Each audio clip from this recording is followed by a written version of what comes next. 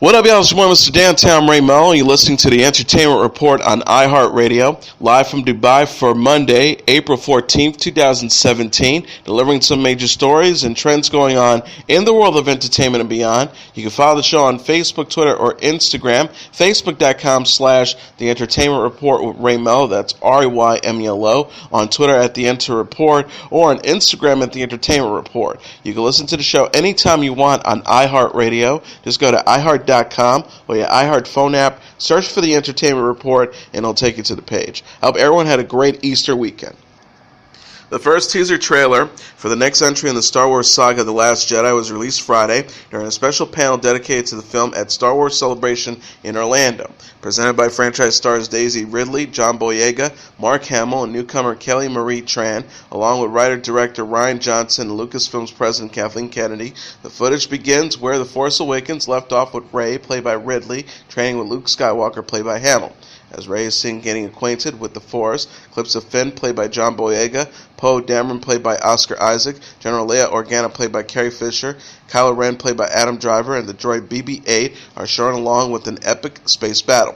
Hamill is heard saying, "I know only one truth, it's time for the Jedi to end."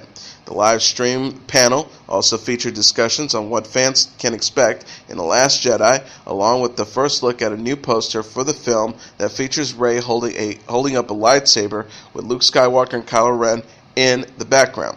Ridley shared during the panel, "We go deeper into Rey's story. Rey has a certain expectation as to what she wants from Luke."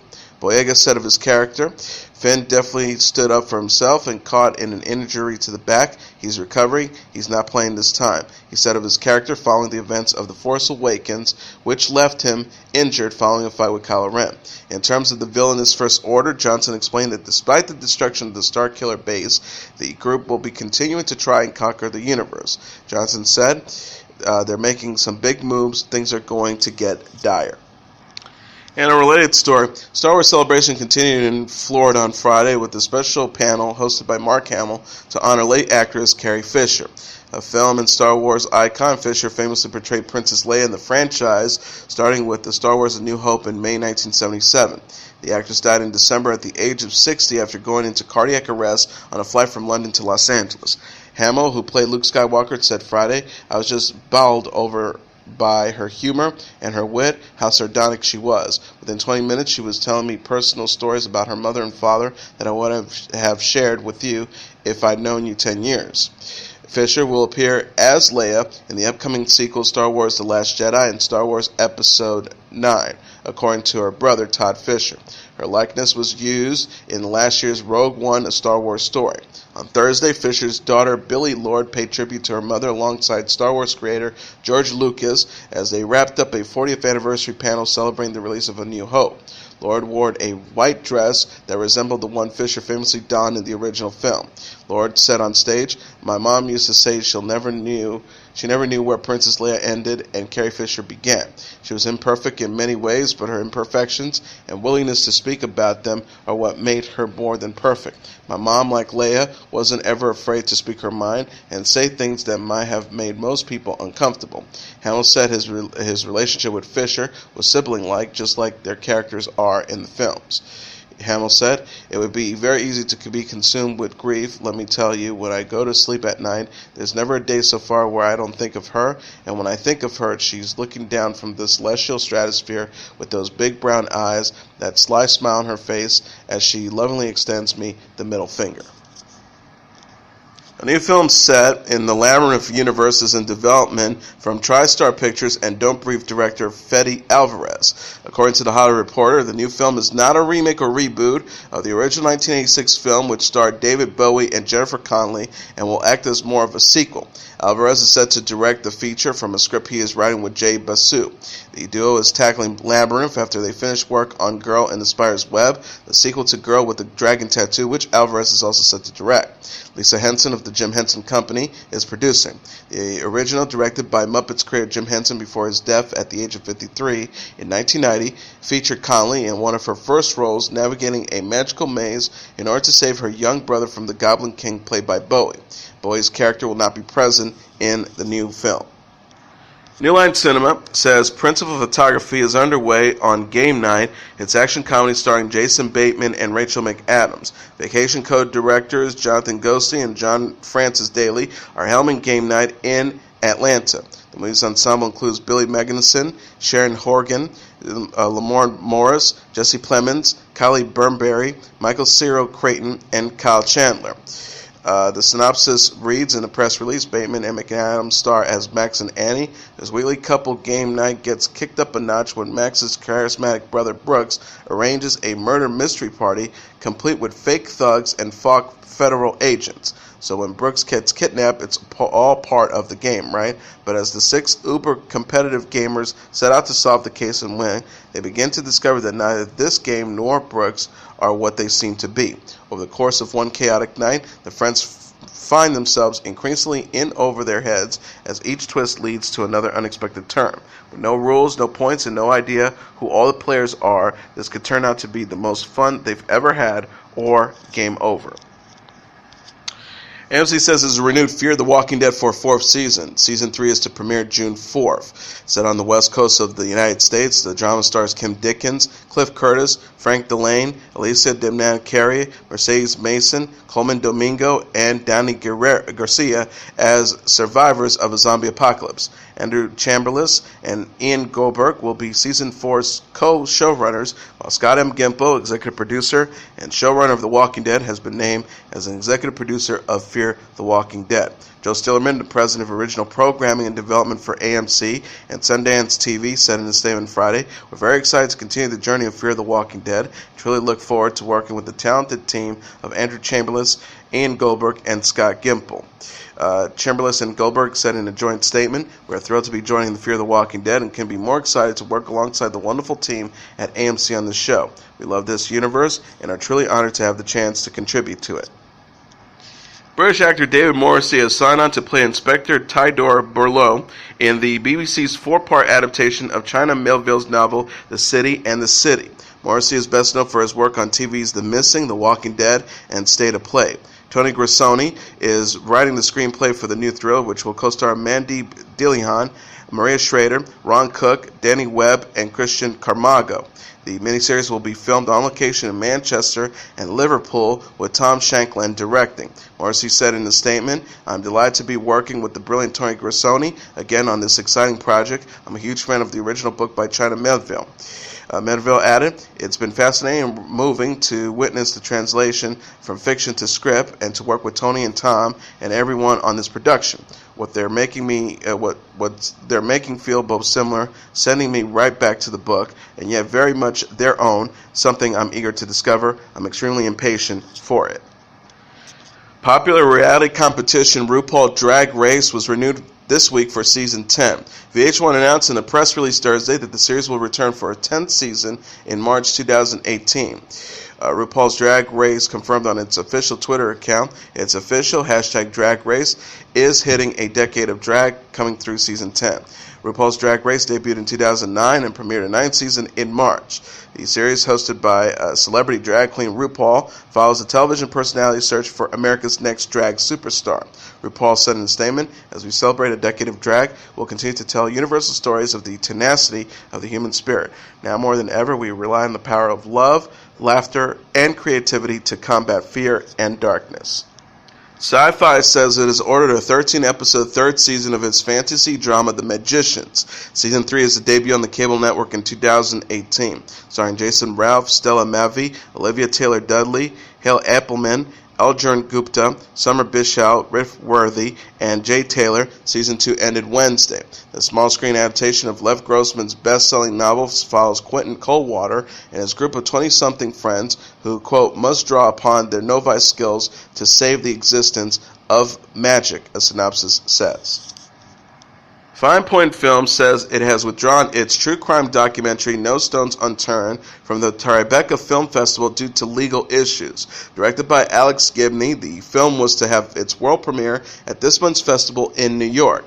A synopsis for the documentary explained, in 1994, 6 men were gunned down and 5 wounded in a pub while watching a World Cup soccer match in Loughlin's Island, Northern Ireland. With the police investigation that was functionary at its best, the case remained unsolved. In its non-fiction murder mystery, Academy Award-winning documentarian Alex Gibney reopens the original case to investigate why no culprit was ever brought to justice.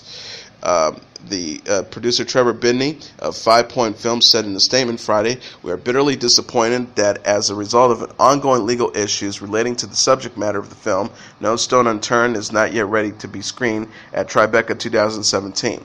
No one will feel the disappointment more than the families at the center of the film, whose quest for justice has been both inspiring and unstinting these last 23 years. It is our deepest hope that these insensitive issues can be resolved as soon as possible so that we can share this important film with the world." Tribeca's organizers said in their own statement, "We were notified today from the producers of Alex Gibney's No Stone Unturned that there are outstanding legal issues surrounding the film and they will need to withdraw the documentary from the festival. We are very disappointed that audiences will not be able to see the film at Tribeca, and we know Alex is equally disappointed that his film will not have its world premiere at the festival." The 2017 Tribeca Film Festival is to take place from April 19th to the 30th. WGN America has canceled its Kentucky drama Outsiders after 2 seasons. The show's Twitter account confirmed Friday, "After 2 seasons, we have to say goodbye. Thank you for your tremendous support, and don't miss the finale on April 25th. The series follows the Farrell family, which inhabits the hills of Appalachia and fight for survival on the fringes of society. It co-stars Ryan Hurst, David Morrissey, and Gillian Alexie.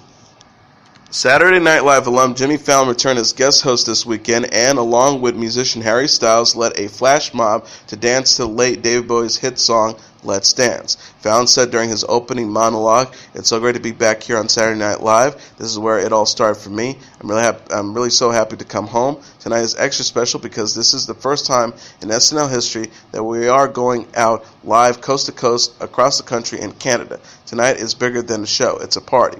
As Let's Dance began to play, he urged those sitting in chairs in front of him to follow him down the hall and throughout the building, picking up random people along the way, including Styles. The stunt ended with Fallon and his followers joining the regular SNL cast members on the show's main stage. Actor Ben Affleck and Jennifer Garner, who announced 2 years ago they were divorcing, made it official this week. The pair, both 44, filed a petition together after 10 years of marriage. The couple had previously announced in 2015 that they were splitting. They said in a joint statement at the time, "After much thoughtful and careful consideration, we made the decision to divorce. We go forward with love and friendship from one another and a commitment to co-parenting our children, whose privacy we ask to be respected during this difficult time." In court documents, the pair said they want joint legal and physical custody of their 3 children, two daughters, 11-year-old Violet and 8-year-old Serafina, and 5-year-old son Samuel. They began dating in 2004 after working together in Pearl Harbor in 2001 and Daredevil in 2003, and married in 2005. News of the filing comes a month after the actor revealed on Facebook that he completed a stint in rehab. British-Canadian actress Hannah Simone is reportedly married and pregnant.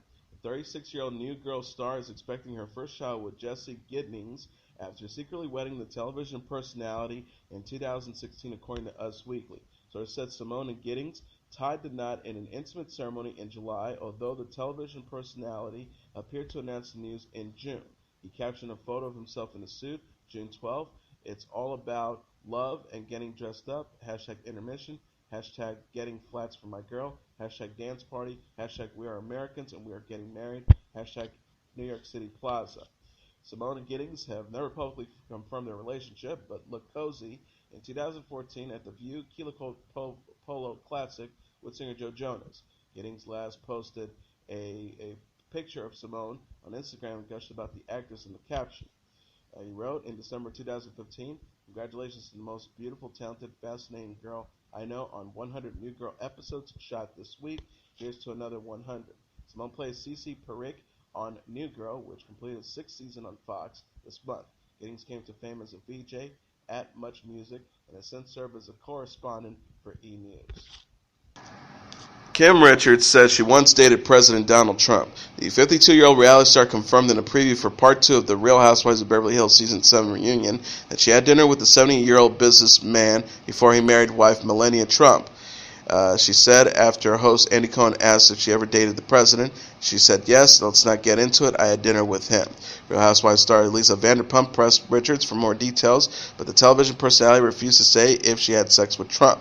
She protested, "Can we just leave it at this? I'm not going to get into it. I don't want to talk about the president." Trump was twice divorced when he married Melania in 2005.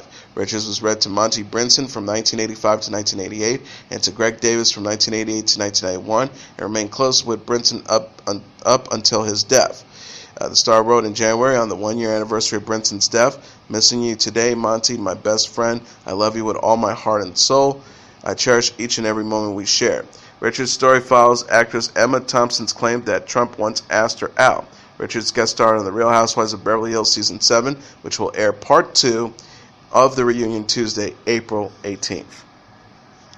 Five-time Grammy winner Shania Twain has joined The Voice Season 12 as a key advisor. The 51-year-old country star confirmed in a tweet Thursday that she will mentor the top 12 contestants on the NBC reality competition's April 24th episode. She wrote, "Excited to announce that I'll appear on at NBC The Voice this month as a mentor to the finalists. Tune in Monday, 24th April at 8 p.m. Eastern Standard Pacific Time." Twain, who has sold more than 100 million albums worldwide, previously served as a guest judge on the Fox series American Idol. She plans to release a new album, her first in 15 years, this year after being diagnosed with dysphobia, a vocal cord disorder. The star told Rolling Stone in February, "I'm a different singer now. There was a lot of coming to terms with that. It's been one of the obstacles in my life I just had to learn to live with." She explained about writing the music for the album herself. "It needed to be really pure and my own story and my own emotional journey. It's a very personal thing." Twain last released the album Up in 2002, which included the singles "I'm Gonna Get You Good" and "Forever and Always." She is known for the songs "You're Still the One" and "Man, I Feel Like a Woman," which appeared on her 1997 album Come On Over. Britney Spears shared posts this week from her family trip to Hawaii. The 35-year-old singer was on a getaway Thursday with her mom Lynn and sons Preston and Jaden.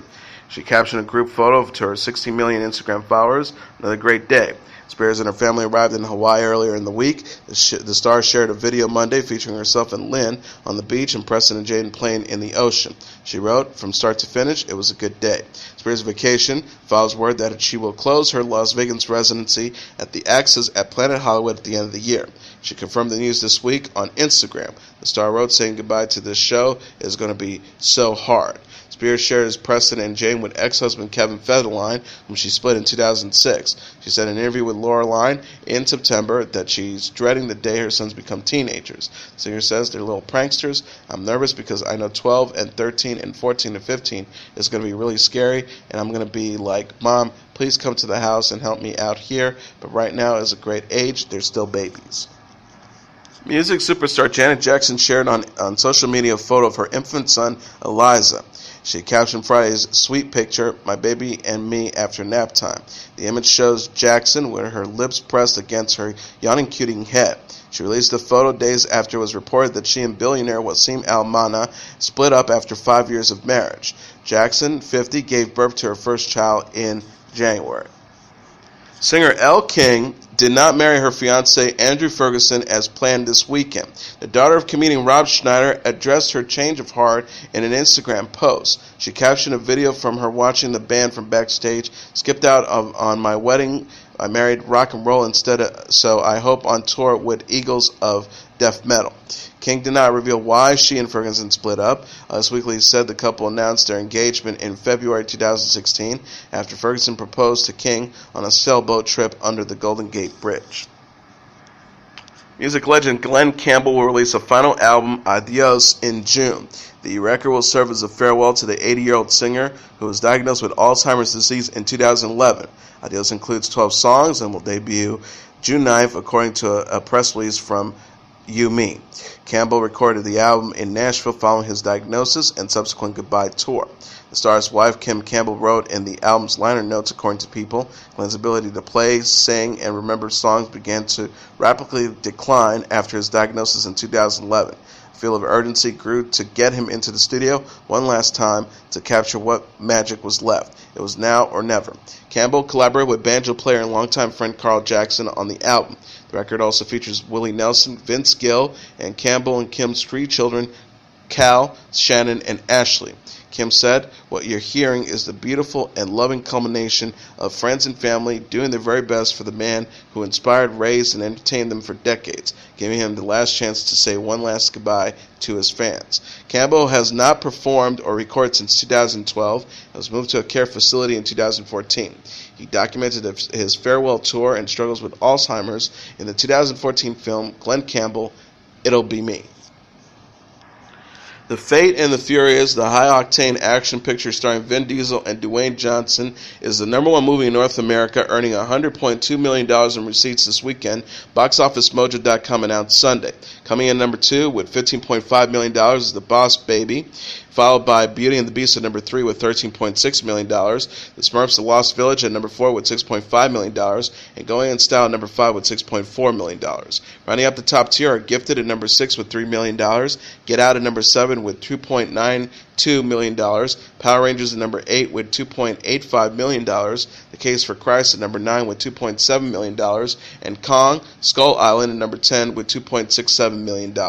And as your entertainment report for Monday, April 17th, 2017, I'm your host, Mr. Downtown Ray Melo. I'll be back tomorrow to deliver some major stories and trends going on in the world of entertainment and beyond. You can follow the show on Facebook, Twitter, or Instagram. Facebook.com/The Entertainment Report with Ray Melo. That's RAYMELO. On Twitter at The Enter Report, or on Instagram at The Entertainment Report. You can listen to this episode or any previous episodes of The Entertainment Report anytime you want on iHeartRadio. Just go to iHeart.com or your iHeart phone app, search for The Entertainment Report, and it'll take you to the page. Good night, and God bless you all.